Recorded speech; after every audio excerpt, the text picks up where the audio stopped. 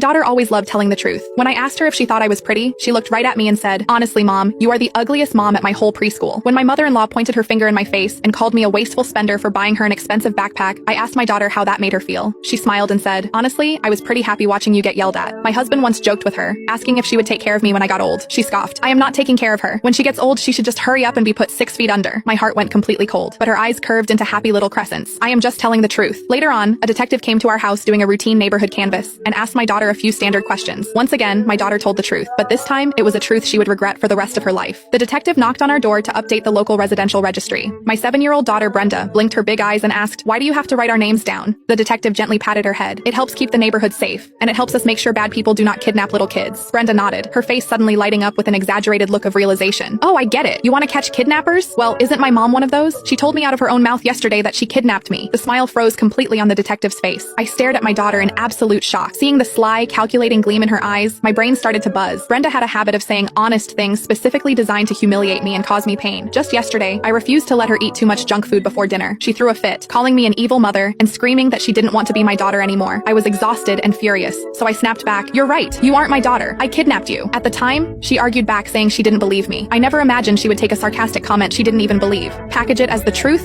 and feed it directly to a police officer. The detective was already looking at me with a completely different expression. I forced out a dry, awkward laugh. "She was misbehaving yesterday and I lost my temper. It was just a stupid joke. I didn't think she would take it literally." The detective's brow relaxed slightly. He turned to Brenda. "Little girl, you can't joke about things like that. If your mom gets mistaken for a kidnapper, she could go to jail." Seeing Brenda nod, the knot in my chest finally loosened. I thought the ordeal was over, but a second later, Brenda looked up with an expression of pure, innocent sincerity. "But my mom can't have babies. If I wasn't kidnapped, where did I come from?" The scrutiny and suspicion instantly returned to the detective's eyes. I panicked and quickly tried to explain. "I had an IUD put in right after she was born. When kids hear about birth control, they misunderstand what can't have babies means." I tugged on Brenda's sleeve, silently begging her to stop talking. She refused to listen. "Mom couldn't have babies right after she got married, but I am already 7 years old." I had no idea how a 7-year-old girl possessed the mental capacity to connect those dots. But when you thought about what she was implying, it was impossible not to jump to horrible conclusions. My husband and I had been married for 6 years. I had an IUD for those exact 6 years. So how could we possibly have a 7-year-old daughter? The detective clearly did the math in his head. His expression turned dead serious. "Ma'am, I am going to need to see the child's birth certificate." My stomach dropped to the floor. There was no birth certificate for Brenda in this house. 6 years ago, I had literally fought off human traffickers to rip this child out of their hands. When the police eventually pulled the files on her biological parents, the reality left everyone speechless. My husband and I had looked at each other with pale faces, sharing the exact same thought. If we sent this poor baby back to her biological family, living with them would be a fate worse than death. We simply couldn't bear it. So we went through the system, adopted her, and raised her to this day. Brenda probably thought my angry comment yesterday was just a cruel joke, but she had no idea that the joke was actually the truth. The only reason we never told her was that we didn't want her to feel like an outsider in her own home. But